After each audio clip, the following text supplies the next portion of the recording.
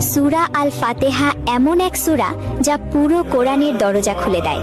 এটা শুধু এক পাঠ নয়, এটা আল্লাহর সঙ্গে এক কথোপকথন। যখন তুমি একাগ্র মনে এটি পড়বে, তুমি অনুভব করবে তুমি বলছো আর আল্লাহ শুনছেন, তুমি দোয়া করছো আর তিনি উত্তর দিচ্ছেন। এই সূরাই আমাদের শিখিয়ে দেয় সবকিছুর শুরু আল্লাহর নামে আর সবকিছুর শেষও আল্লাহর দিকেই। আসসালামু আলাইকুম।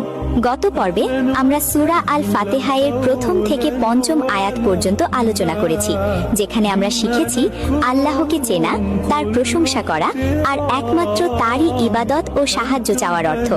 আজ আমরা জানব সূরা আল ফাতিহার সবচেয়ে গুরুত্বপূর্ণ অংশ, ষষ্ঠ ও সপ্তম আয়াত। এই দুটি আয়াতেই আছে আমাদের জীবনের সবচেয়ে বড় দোয়া, সিরাতুল মুস্তাকিম, অর্থাৎ সঠিক ও সরল পথের আবেদন। আজকের পর্বে আমরা বুঝব এই পথ কি, কার পথ ধরে আমাদের চলতে হবে আর কোন পথ থেকে আমাদের বাঁচতে হবে।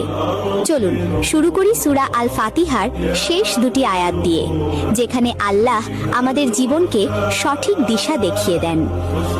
আয়াত 6, আমাদেরকে সরল পথ দেখান, পথের হিদায়াত দিন। এটা সেই দোয়া যা আমরা প্রতিদিন নামাজে পড়ি। এটাই সেই দোয়া যেটা দিয়ে আমরা আল্লাহর কাছে বলি, আমাকে এমন পথে রাখো যেখানে তুমি সন্তুষ্ট।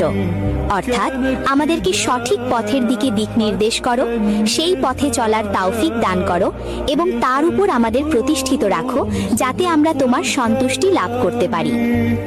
আয়াত 7, তাদের পথ যাদের উপর আপনি অনুগ্রহ করেছেন, যাদেরকে নিয়ামত দিয়েছেন, যাদের উপর আপনার ক্রোধ আপতিত হয়নি এবং যারা পথভ্রষ্টও নয়।